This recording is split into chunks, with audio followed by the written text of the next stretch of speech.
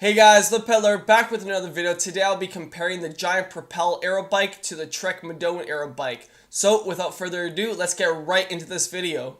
If this is your first time landing on my channel, I highly suggest you like the video and subscribe to the channel. It's the only way I'm going to get these bikes in hand for me to do a thorough test or comparison on. So if you could do that, it'd be greatly appreciated. For everyone that's already been doing that, for all my subscribers, I just want to give you guys a big thank you. The growth on this channel has been amazing as of recently, and the content's only going to get better as time progresses. If you'd like to follow me on Instagram or Strava, links in the description below. It serves as a good way to stay up to date with the type of training or riding I do, so if that's something that is interesting to you, feel free to do that. So enough with the chit chat, let's get right into this comparison video. So I'm currently on the Giant website and we are looking at the Propel Advanced 1-disc 2020 model retailing for $4,300 USD, and we are comparing that to the Trek Madone SL6 2020 model, and that retails for $4,700. So that's a price difference of $400 USD, which can be quite expensive if you have other equipment that you need to buy. But let's get into this video and I'll tell you guys my thoughts on which bike is better in terms of value and maybe in terms of other key characteristics that I find when deciding between a bike. So both these bikes are aero bikes between both brands. So Giant's Propel is Giant's aero bike and the Trek Madone is Trek's aero bike. So you can just tell that it has a lot more carbon fiber when compared to an all-around bike, and that's because of the aero tube shaping, and that helps the overall airflow in terms of aerodynamics performance, which can be quite significant if you do a lot of flat riding or you're trying to look for free speed. So just keep that in mind. Now, as you guys might know, if you guys are a viewer of mine, I do ride a Giant myself, so this video is not biased because I myself find the Trek Madone to be a really good performing bike. Not only aesthetically do I find it really aesthetically pleasing, but I do find the performance, as I've ridden one in the past, it's a really good performing bike. Now, the bike that I've ridden in the past was a Trek Madone that is actually had, it's not the same exact model. I think they've changed some stuff, but I actually have ridden a rim brake model, and I find it was a great one. So it was really nice. Then again, the improvements that they've made to the new version is nice as well. So big fan of the Trek Madone. So I'm not just a Giant fanboy in the sense of I'm only going to stick with Giant, but this whole video is to do a thorough comparison and give you guys my true thoughts between both bikes. Now let's look at what you get on the Giant Propel first. So it retails for $3,300 USD, as I mentioned before, and you can see that the full frame and fork is carbon fiber. Now it has an integrated cockpit, meaning that the stem and handlebar, you don't see any of the cables exposed, so it's really clean looking and aesthetically pleasing. In terms of the group set, you get a full mechanical Ultegra group set that's hydraulic, meaning that it's fluid. And also you get Giant's own carbon rims, which are called the SLR1s. You get 42mm rim on the front and a big chunky 65mm on the back. Really good for airflow, especially if you had two 65mm rims, you'd get kind of blown around in the crosswind, so it's nice to see that they put a 42 on the front. And other than that, pretty much what you would expect on a stock race bike. Has everything that I would say you need. These are also Giant's tubeless ready rims as well. In terms of the crankset, it's a semi-compact Ultegra crank along with 1130 rear cassette. So really good gearing. And other than that, it's basically a very good standard race bike that Giant offers in terms of the aero bike. I find that the price and the value that you get on this bike is extremely, extremely good. Now let's compare that to the Trek Madone and see what you get. So the Trek Madone is an additional $400, and this is the Madone SL6. So $4,700 USD. And let's see in terms of the specs what you get difference. So it comes in two different colors. It comes in this neon black, which I don't mind, and it comes in this red black. I find the neon one to be a little bit nicer, but I also am a fan of the red and black. So let's see in terms of what you get. So from the looks of it, you don't get an integrated stem, so you can see the cables are exposed. So in terms of, I'd say, cleanliness, or in terms of how clean it looks, the Giant Propel is taking the advantage, because for an aero bike, if you're going aero, you need all the aero benefits, and having cables exposed is not one of them. Now, one thing I love about the Trek Madone that you don't see on the Giant Propel is that it has its own ISO-speed decoupler, which increases the vertical compliance.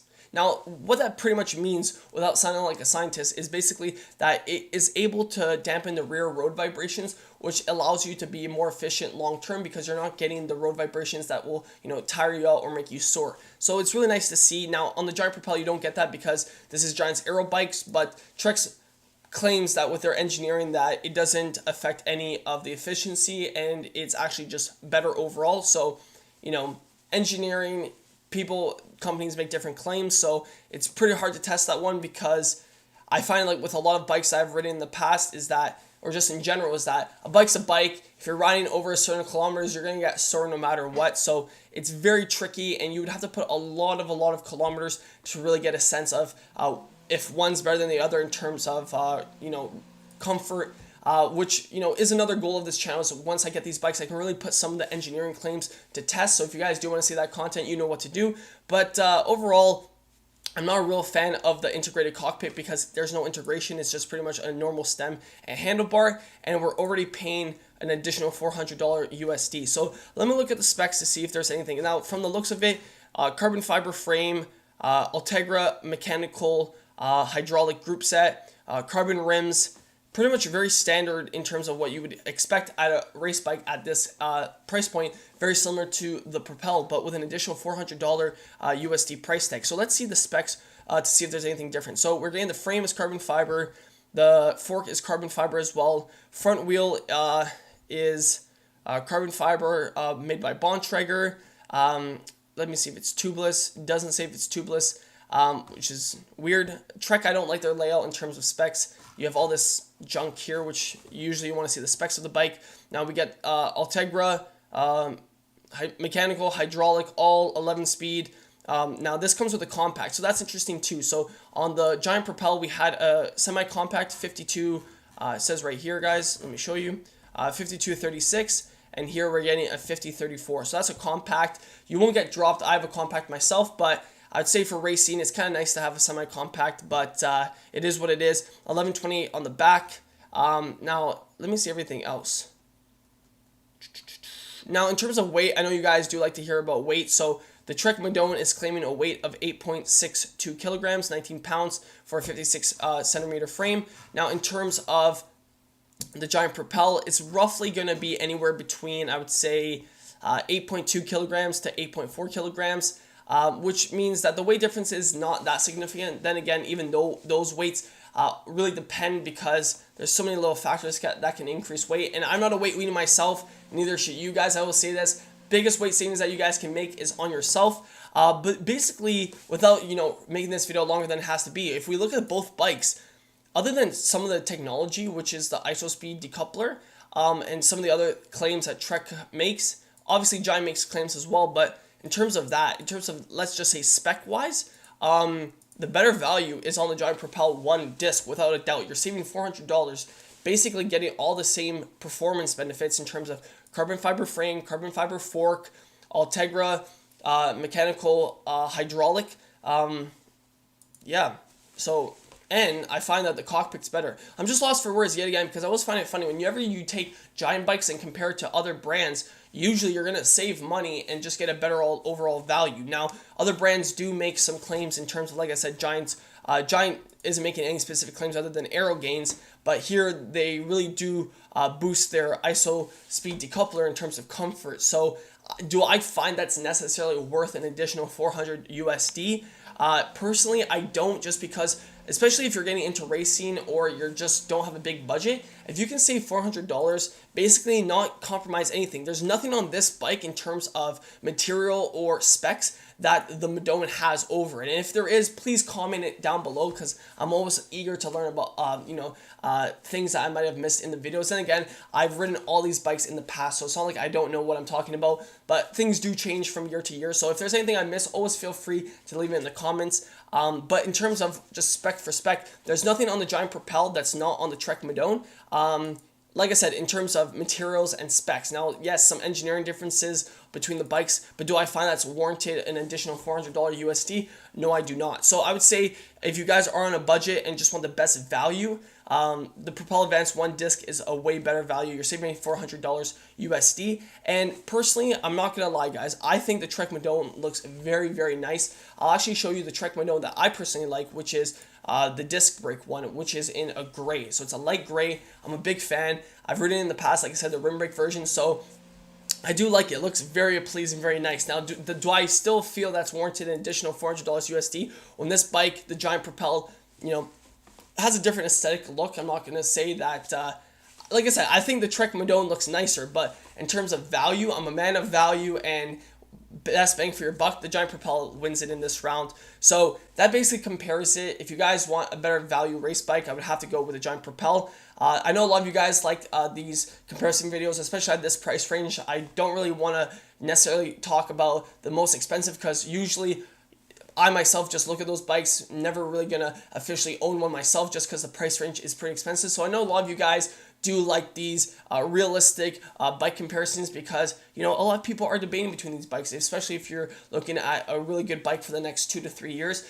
These videos can really help you make a better informed purchase. So if you guys are looking to save some money, and I will say that, so I'll say it one more time. So if you guys are, like, the reason why I make these videos too is just to show you guys that, yes, between Trek Madone and the Giant Propel, if you can save, $400 USD and get a better helmet, a better cycling computer, or say you already have that, you already have shoes, helmet, and a cycling computer, if you can spend that $400 USD, get a power meter, and start training with power, that's amazing. And for 400 USD, you can get a pretty good power meter, if not single-sided or used, and that'll make you a better cyclist. So I find these videos really important, because a lot of people don't, take the time to really methodically choose between brands. I myself made a pretty, bad purchase in the past of just, you look and see what majority of people ride in your area and say, oh, well, I guess that's the bike for me, without really doing the proper research to see what's the best bang for your buck. And that's why I love making these videos, is just to go thoroughly between piece for piece what you get. And at the end of the day, I always say this, is that we can always look at the specs and can say, oh, the Giant Propel, you save an additional $400. But if you test ride the Giant Propel and you test ride the Trek Madone, and you actually like the Madone more, aesthetically you like it more, it feels better, then totally go with the Trek Madone. At the end of the day, you guys ride what you want to ride, and you ride what's comfortable. That's what I always think. It doesn't have to be the best bang for the buck always. Personally, I do like going to that, especially your body does adapt to whatever bike you're on. At least that's what usually happens for me and majority of cyclists, especially with pros, because they usually get a bike at the beginning of the season, depending on what team sponsors them. So they always are capable of riding whatever bike they're given. But at the end of the day, you guys make your decision. This video is just to give you guys more awareness. And if you guys do like seeing this content, please leave some recommendations of other bike comparisons you guys would like to see. And if you guys did enjoy it, please smash the like button and subscribe to the channel. Follow me on Instagram and Strava. Links in the description. And until the next one, keep on pedaling.